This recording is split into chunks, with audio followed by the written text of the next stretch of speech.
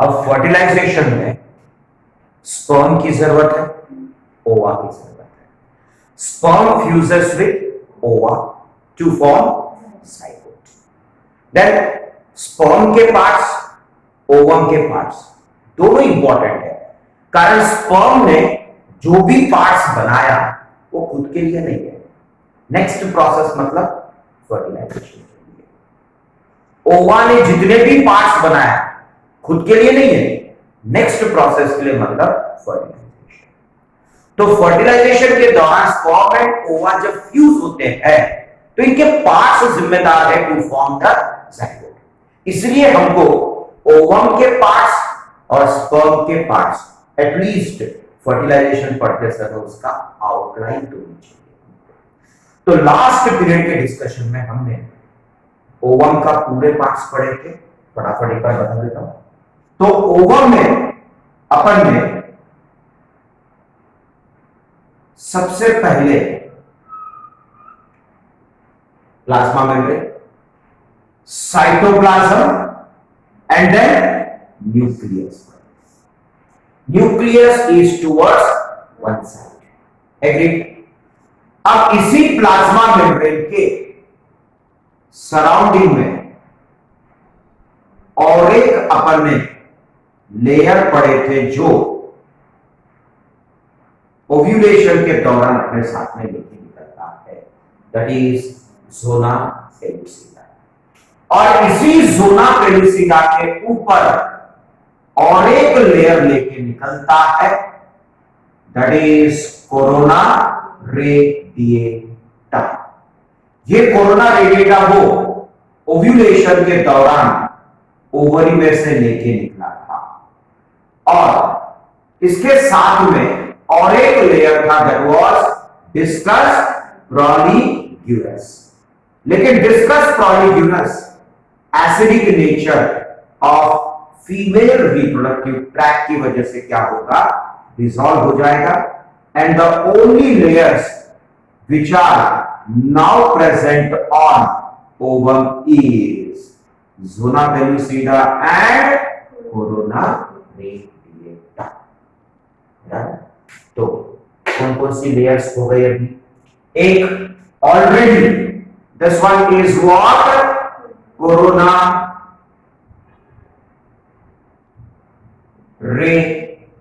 Radiata, ठीक। This one is what? Zona pellucida. This one is already what? Plasma membrane.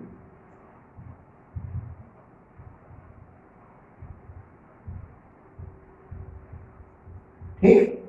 तो membranes जो है already plasma membrane है, zona pellucida है, corona radiata है। Cytoplasm में न्यूक्लियस है जिसमें 23 क्रोमोसोम्स है, एक्स बराबर ऑफ मदर। साइटोप्लाज्म में अगर आपको याद होगा, मार्जिन में हम लोगों ने पढ़े थे granules, but as these granules are present at the margin, the outer region is always referred as cortex. That's why these granules are called as cortical granules. क्या बोलते हैं? cortical granules। ठीक। अब cortical granules यहां पे margin में है। Cytoplasm can be defined into two region also, क्योंकि हम कॉर्टेक्स एंड मेडुला जनरली किसके लिए यूज करते हैं, ऑर्गन के लिए। बट यहां पे why it is called as cortical granules, उसके लिए मैंने वो कॉर्टेक्स एंड मेडुला बोला। But in cell you can not say this as cortex and this as medulla, हम ये नहीं बोल सकते, कारण ये जनरली ऑर्गन्स के लिए यूज होता है, बराबर। तो साइंटिस्ट ने जो टर्म यहां पे यूज किया, this one is what, cytoplasm. जो मार्जिनल रहेगा एक्सो, जो सेंटर वाला रहेगा एंडोप्लाज्म रहेगा। क्या छोड़ो, अभी हम फिलहाल कॉर्टिकल ग्रैन्यूल्स की जरूरत है, क्लियर। अब फर्टिलाइजेशन है। अब ये जो कोरोना रेडिएटा है, कल का डिस्कशन था, कि कोरोना रेडिएटा के जो सेल्स है, इन सेल के बीच में जो एंजाइम केमिकल होता है, that chemical is called as hyaluronic acid. Means the cells of corona radiata are tightly attached with hyaluronic acid. मतलब उसका जो इंटरसेलुलर स्पेस है that is filled with what? Hyaluronic acid, which binds the cells of corona radiata tightly. पागल हमने sperm पढ़े थे। Sperm में सबसे पहले अपन ने पढ़े थे हेड, बराबर। हेड के बाद हमने पढ़ा था नेक, नेक के बाद हमने पढ़े थे, very good, middle piece, middle piece के बाद हमने पढ़े थे टेल, टेल में भी दो रीजन्स था, एक कवर्ड और एक naked. So this is complete plasma membrane.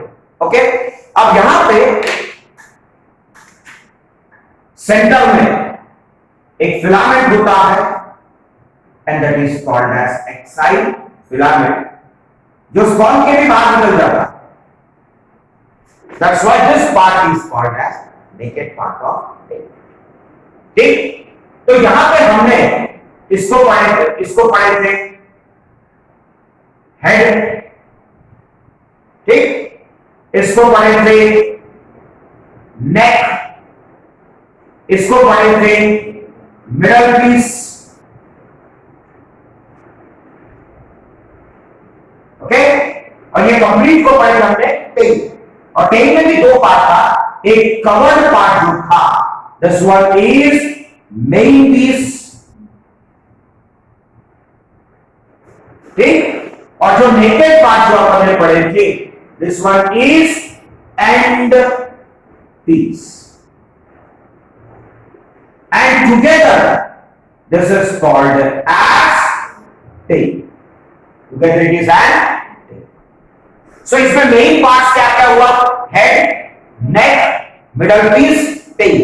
Tell में दो part, covered part main piece और अनकवर्ड पार्ट और नेकेड पार्ट इज, बराबर। फिर उसके बाद अंदर में हमने पढ़े थे न्यूक्लियस। ओके, हेड में होता है न्यूक्लियस, 23 क्रोमोसोम का फादर। दो सेंट्रियोल पढ़ा था, एक था प्रॉक्सिमल सेंट्रियोल और दूसरा था डिस्टल सेंट्रियोल। जो प्रॉक्सिमल सेंट्रियोल है वो फ्री है, जो डिस्टल सेंट्रियोल है that is fixed, that is attached to axial filament. और इसी एक्साइल फिलामेंट के सराउंडिंग में मिडल पीस में स्पाइरली अरेंज्ड क्या पढ़े थे? माइटोकॉन्ड्रियास। फिर उसके बाद हमने हेड के ऊपर एक कैप पढ़े थे। जब तक ये कैप रहेगा the sperm can not fertilize ova, और ये कैप डिसॉल्व होता है फीमेल के बॉडी में with the help of enzyme hormone estrogen, बराबर। So in female body the estrogen will dissolve the cap, जिसकी वजह से now that will be able to fertilize the ova. इतना अंतर करेंगे। अब प्लस उसमें और क्या क्या है। अब जस्ट न्यूक्लियस के ऊपर में, जस्ट न्यूक्लियस के ऊपर में एक और स्ट्रक्चर होता है और इस स्ट्रक्चर का नाम है एक्रोसोम। क्या नाम है? एक्रोसोम। अब चीजें याद रखो। अब हमने इसके पहले एंजाइम्स की बात किया था मैंने, और एक सफिक्स की बात किया था। Any word which ends with ASE definitely it will be an enzyme, but the word without ASE जरूरी नहीं है कि वो एंजाइम ना हो सकता है। मतलब ASE है तो पक्का एंजाइम है, लेकिन हर एंजाइम में ASE होना जरूरी नहीं है, ट्रिप्सिन, बराबर। लेकिन ASE है तो पक्का क्या रहेगा? एंजाइम है। So most of the enzyme में आपको एंड में वर्ड क्या मिलेगा? ASE, प्रोटीएज, लाइपेज, अमाइलेज, बराबर, ये सब चीजें हैं। तो अब यहां पे एक्रोसोम, क्लियर, ये स्पर्म जब ओवा को अप्रोच करेगा तो स्पर्म को ओवा के अंदर जाना पड़ेगा। तो स्पर्म को ओवा के अंदर जाने के लिए कई लेयर्स को डिसॉल्व करते जाना पड़ेगा। सबसे पहले कौन से लेयर को डिसॉल्व करना पड़ेगा? Corona radiata which is tightly binded by hyaluronic acid. तो hyaluronic एसिड को गलाने के लिए उसके पास क्या लगेगा? एंजाइम, बराबर। And that word will and with AS, बराबर। तो यहां पे ये एक्रोसोम ओके एक केमिकल सीक्रेट करता है और इस केमिकल का नाम है स्पर्म लाइसिन। क्या नाम है? Sperm lysine. ठीक। अब ये स्पर्म लाइसिन 3 प्रकार के केमिकल्स है इसके पास। एक, hyaluronic एसिड को डिसॉल्व करने के लिए इसके पास है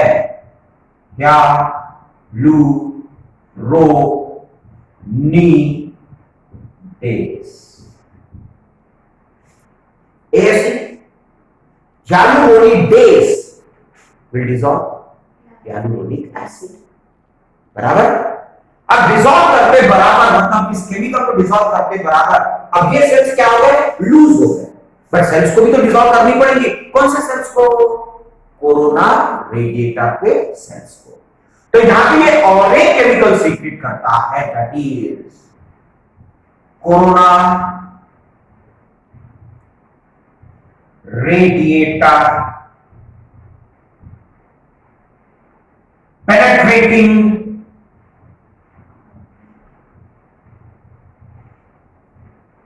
एंजाइम। मतलब ये क्या करेगा? कोरोना रेडिएटा को क्या करेगा? पेनेट्रेट कर देगा, मतलब उसको एंट्री मिल चुकी है। Now the next layer which it has to dissolve is zona pellucida. Zona pellucida को डिसॉल्व करने के लिए इसके पास होता है एक्रोसिन। क्या होता है? एक्रोसिन। क्लियर? तो स्पर्म का एक्रोसोम केमिकल सीक्रेट करता है, उसका नाम है स्पर्म लाइसिन। स्पर्म लाइसिन में 3 प्रकार के केमिकल्स है। एक है enzyme hyaluronidases। On approaching it is going to dissolve the hyaluronic acid which makes the cells of corona radiata loose, बराबर। दूसरा रहेगा corona radiating penetrating enzyme which is going to dissolve completely the cells of corona radiata. Then the next layer is zona pellucida which is dissolved by what?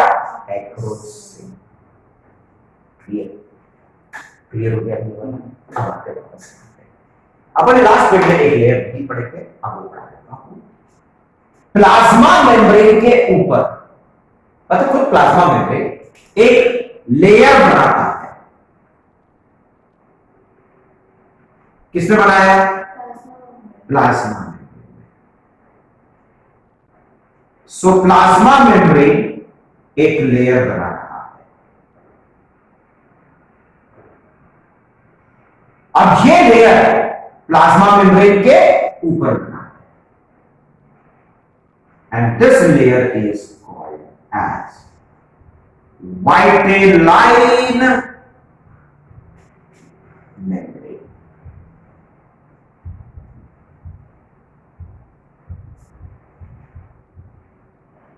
क्या नाम है? Vitelline membrane. So this vitelline membrane is prepared by what? Plasma membrane. अब actually जो space है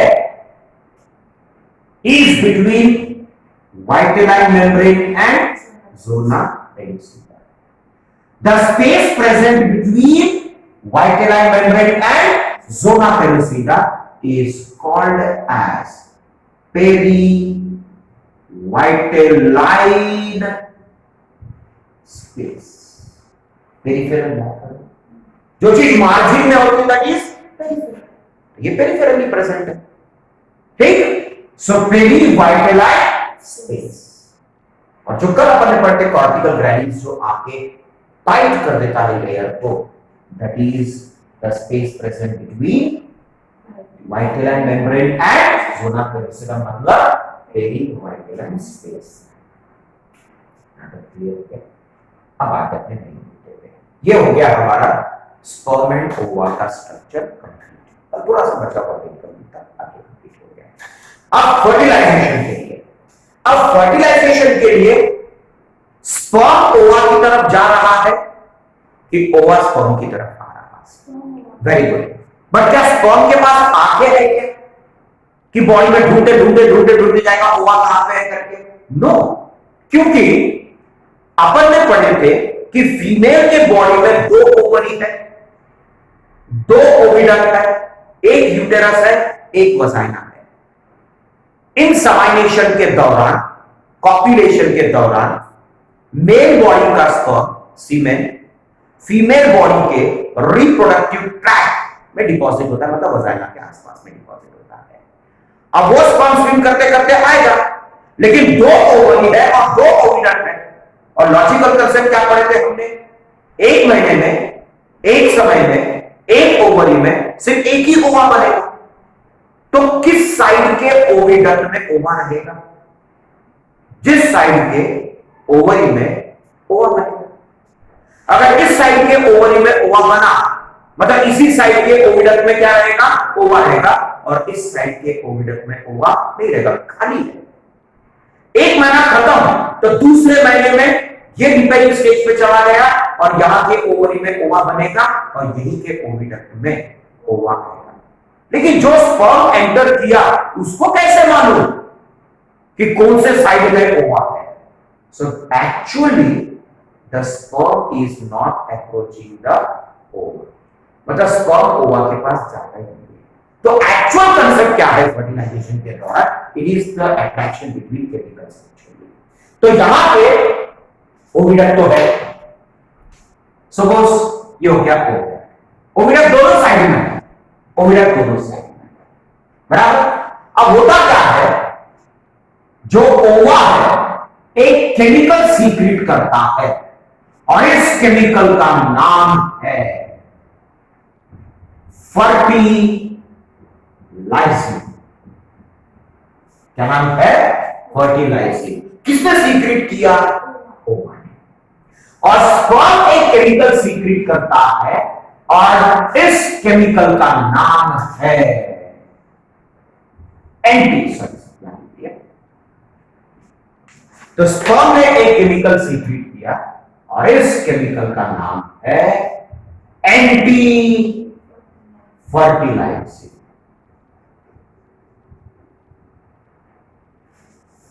Means actually the attraction is between fertilizing and anti-fertilizing।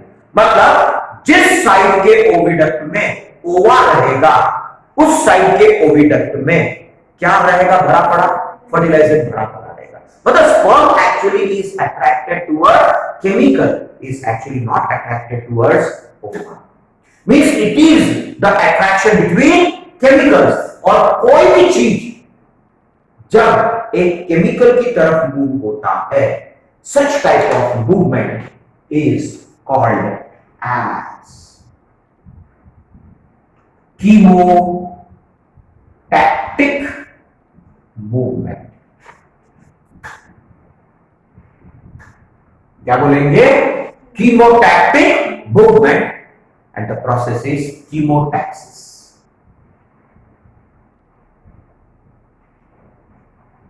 क्या बोलेंगे? chemotaxis। So it is actually the attraction between chemicals। मतलब sperm जो जा रहा है that is towards fertilization। Agree? और हर एक लिविंग ऑर्गेनिज्म, मैमल्स में ही, मंकीज हो गया, अपन हो गए, एलिफेंट्स हो गए, सभी जितने भी मैमल्स है सभी का फर्टिलाइजिंग एंटी फर्टिलाइजिंग स्पेसिफिक होता है। क्लियर? अगर अपना स्पर्म किसी के बॉडी में चला गया, वहां जाके फ्यूज नहीं हो पाएगा क्योंकि वो फर्टिलाइजिंग उस पर्टिकुलर प्रजाति का ही स्पेसिफिक रहेगा। Clear? This is called as what? Chemotactic movement। बराबर? और कीमोटैक्सिस। चलो अब आते हैं स्पर्म को। अब यहां पे अपन ने दो हाफ पढ़े थे लास्ट पीरियड में। जिस हाफ में न्यूक्लियस रहेगा that is called animal half, बराबर। और जिस हाफ में न्यूक्लियस नहीं रहेगा that is called as vegetal half. तो दो हाफ है, animal half and vegetal half. तो स्पर्म कहां से एंट्री करेगा, तो आपने पढ़े थे एनिमल हाफ से, और वो भी जहां पे न्यूक्लियस है।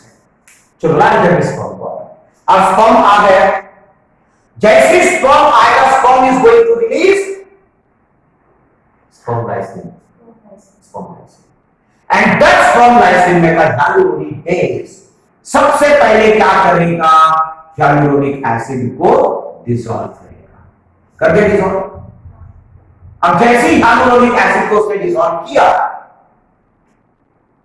सेल्स क्या हो गए, लूज हो गए, hyaluronic का काम कर रहा है। Now corona radiating penetrating enzyme है। अब ये कोरोना रेडिएटर पेनिट्रेटिंग एंजाइम क्या करेगा, इन सेल्स को क्या कर देगा, डिसॉल्व कर दिया, डिसॉल्व। जैसे डिसॉल्व किया उसको अंदर जाने का पैसेज मिल गया, पॉइंट मिल गया, बराबर। अब कोई भी चीज जो थोड़ी बहुत इलास्टिक होती है उसको हम तोड़ने की कोशिश करो, stretch stretch stretch stretch stretch stretch, टूट जाएगा।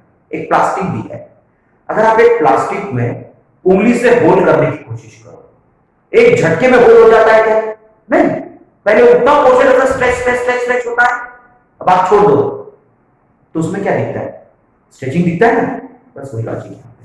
और उंगली करोगे तो क्या हो जाएगा, फट जाएगा। सेम लॉजिक यहां पे, जब ये एंजाइम्स का जब केमिकल का इसके ऊपर असर होता है तो यहां पे क्या होता है, आपको थोड़ा सा स्ट्रेचिंग्स देखने को मिलता है। अब जैसे ही स्पर्म एंटर करने की कोशिश कर रहा है, इसने क्या कर दिया, ज़ोना पेलुसिडा तक डिसॉल्व कर चुका है। बट डिसॉल्व एक झटके में नहीं होगा, वहां पे डिसॉल्व होते समय यहां पे क्या होगा, थोड़ी सी क्या है, ऐसे स्वेलिंग्स आएंगे, बराबर। अब यहां से स्पर्म एंटर करने की कोशिश कर, सिर्फ हेड और नेक पेनिट्रेट करेगा, कारण उसको सिर्फ क्या छोड़ना है, न्यूक्लियस छोड़ना है, और नहीं प्रॉक्सिमल सेंट्रियोल। सेंट्रियोल दो प्रकार के बेटा अपने पास, एक है प्रॉक्सिमल और दूसरा डिस्टल सेंट्रियोल। तो यहां पे सिर्फ हेड और नेक पेनिट्रेट करने की कोशिश करेगा, तो इतना सा एरिया जहां से अब स्पर्म का हेड पेनिट्रेट कर चुका है, तो this area after penetration of sperm इतना एरिया, ओके। ये जो पैसेज है, इस पैसेज को, पाथ को नाम दिया गया है पेनिट्रेशन पाथ। क्या नाम है, पेनिट्रेशन पाथ, बराबर। क्योंकि उस पाथ मतलब रास्ता, उसमें से वो क्या हो गया, पेनिट्रेट हो गया। पेनिट्रेशन होने के बाद अब वो अप्रोच कहां पे कर रहा है, न्यूक्लियस की तरफ।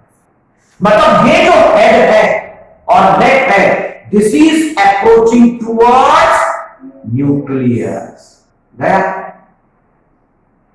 फिर फाइनली वो क्या करेगा, अपना न्यूक्लियस अंदर छोड़ देगा। कौन, स्पर्म ने अपना न्यूक्लियस अंदर छोड़ दिया। अब ये हो गया स्पर्म का न्यूक्लियस, ये हो गया ओवा का न्यूक्लियस। अब ये जो पैसेज है, ये जो एरिया है जिसकी वजह से फर्टिलाइजेशन होने वाला है, मतलब entry of sperm head and sperm neck towards ovum nucleus, वो जो पाथ है, this path is called as fertilization path. दो पाथ है, एक पेनिट्रेशन पाथ और एक fertilization path. Penetration path, penetrate मतलब एंट्री करना, और एक्चुअली फर्टिलाइजेशन मैंने आपको क्या था, साइंटिफिक डेफिनेशन बाद में प्रूव करेंगे। तो actually it is not the fusion of sperm and ova, it is actually the fusion of sperm nucleus and ova nucleus, mixing of genetic composition of two opposite sex, that is actually fertilization. तो ये जो fusion है इसको fertilisation बोलते हैं, इसलिए इतने area को क्या नाम पड़ा, फर्टिलाइजेशन। पहले हमने क्या बोला था, ओवम न्यूक्लियस। पहले हमने क्या बोला था, स्पर्म न्यूक्लियस। जब दोनों एक में के करीब आएंगे, in that case these are called as pro nucleus. क्या बोलते हैं, प्रो न्यूक्लियस। तो ओवम का nucleus now is called as female pro nucleus, और स्पर्म का nucleus now is called as male pro nucleus. तो एक्चुअली अब किस किस का फ्यूजन होगा, male pro nucleus fuses with female pro nucleus, haploid plus haploid is equal to diploid. Now the ovum becomes diploid. पहले ovum क्या था, haploid. अब ओवम के अंदर कितने न्यूक्लियस हुए, 2। फिर बाद में ओवम के अंदर फ्यूजन पर कितने न्यूक्लियस आएंगे, 1 बनेगा ना, तो ये दोनों फ्यूज हो गए तो कितना आएगा, 1। पहले कितने थे, 1, बाद में कितने हुए, 2, फिर बाद में कितने हो गए, 1। Pre fertilization 1, during fertilization 2, post fertilization 1। Pre fertilization 1 haploid, during fertilization 2 haploid and haploid, post fertilization 1 diploid। Clear. तो फर्टिलाइजेशन के पहले मतलब प्री फर्टिलाइजेशन, उसमें ओवम का न्यूक्लियस था करके हैप्लॉइड। फर्टिलाइजेशन के दौरान स्पर्म का भी न्यूक्लियस क्या करके 2 न्यूक्लियस, लेकिन दोनों न्यूक्लियस हैप्लॉइड है ड्यूरिंग फर्टिलाइजेशन। फर्टिलाइजेशन के बाद मतलब पोस्ट फर्टिलाइजेशन कितने हैं, 1 ही है, जो दोनों मिक्स होके बना है, इसलिए वो क्या रहेगा, diploid. So ovum with diploid nucleus is called as fertilized ova, called as zygote। Clear हो गया। नाउ जैसे ही फर्टिलाइजेशन हो गया, मतलब जैसे ही स्पर्म ने एंटर किया, तो अपन ने पढ़ते फटाफट यहां पे ये जो ग्रैन्यूल्स है सीधा सीधा बाहर निकलना शुरू हो जाएंगे। बाहर निकल के कौन से स्पेस में गया, पेरी वाइटलाइन। प्री नहीं, प्री मतलब पहले होता है, पेरी मतलब सराउंडिंग होता है। क्लियर। तो यहां पे ये जितने भी ग्रैन्यूल्स है immediately after entry of one sperm फटाफट पूरे कॉर्टिकल ग्रैन्यूल्स पेरी वाइटलाइन स्पेस में आना शुरू होगा। बाहर निकला कि अंदर गया, एक्सो एंडो। Very good. तो जिस प्रोसेस से वो बाहर निकलता है that process is called as exocytosis. Exo means बराबर, सेल के बाहर निकल करके एक्सोसाइटोसिस, और जाके कहां डिपॉजिट हो गया, perivitelline space. Now that perivitelline space becomes hard, कड़क हो जाता है। जैसे हार्ड हो गया, प्रकट हो गया, और ये हार्ड जो रहेगा, now this one is called as fertilization membrane.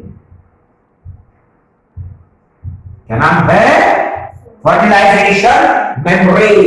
Now this fertilization membrane will not allow another sperm to enter.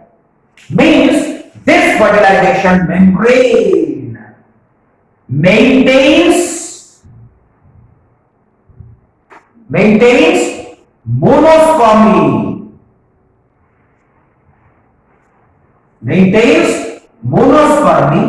and avoids, very good, polyspermy.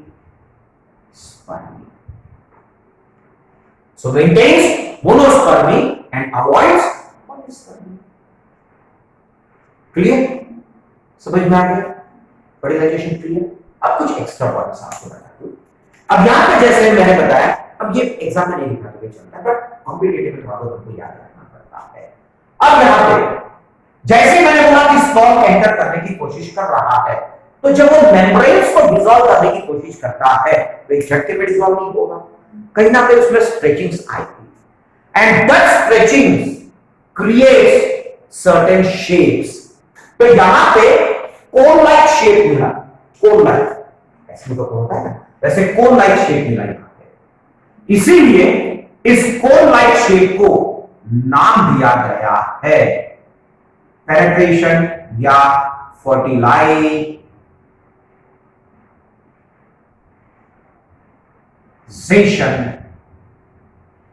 को क्या बोलते हैं, फर्टिलाइजेशन को या पेनेट्रेशन को। ये कुछ एक्स्ट्रा याद रखो। और एक चीज है, अब सिंपल मैथ्स है, पैरेलल या लाइन है, परपेंडिकुलर बोलेंगे जब दो लाइंस आमने सामने आती है, या लाइन भी जरूरी नहीं है, अगर मैंने किसी लाइन को या किसी ऑब्जेक्ट को किसी सबस्ट्रैटम के साथ रख दिया, भाई ज्योमेट्री, एक आधा एंगल तो बनेगा ही ना, कोई ना कोई एंगल तो बनेगा। तो जब स्पर्म ओवा के अंदर पेनिट्रेट कर रहा है तो क्या सीधा ऐसे घुस जाएगा क्या? नहीं ना, जब बिल्ड करते करते अंदर जाएगा तो ऐसा कहीं ना कहीं तो मुड़ने वाला है। तो जब मुड़ेगा तो ओवम के साथ वो क्या बनाएगा, एक एंगल बनाते रहेगा, कभी 45 डिग्री बनाएगा, कभी 80 डिग्री बनाएगा, कभी 90 डिग्री बनाएगा, मैक्सिमम टाइम्स वो 180 डिग्री बनाता है। इसीलिए पेनिट्रेशन करते समय वो जो एंगल मेंटेन करता है, that angle is called as penetration angle. क्या बोलते हैं, पेनिट्रेशन एंगल। तो मैक्सिमम टाइम जो वो रहता है पेनिट्रेट करते समय जो एंगल फॉर्म करता है, दैट इज 180। कितना? मैक्सिमम टाइम होता है, ठीक है। मैंने अभी क्लियर भी किया, कभी 180 मेंटेन करेगा, कभी 45 मेंटेन करेगा, कभी 90 मेंटेन करेगा, ठीक है, पेनिट्रेट कर, ठीक है, इसलिए उसको बोलते हैं पेनिट्रेशन एंगल। इस जरूरत नहीं है, बट कॉम्पिटिटिव में आ सकता है। क्लियर?